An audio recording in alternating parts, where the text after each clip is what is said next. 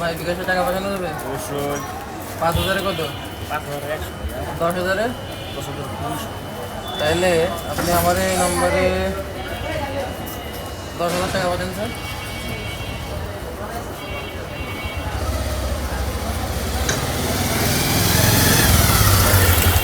হয়ে গেছে ভাই। টাকা ঠিক আছে?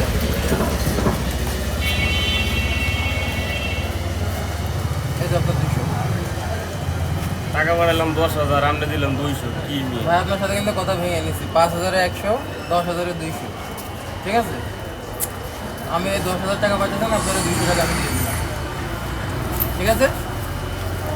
আল্লাহ হাফেজ। বাদ দিলাম। রে ভাই কামটা করলো কি? 10,200 পেঁয়াজটা তো আমি লাগাইলাম।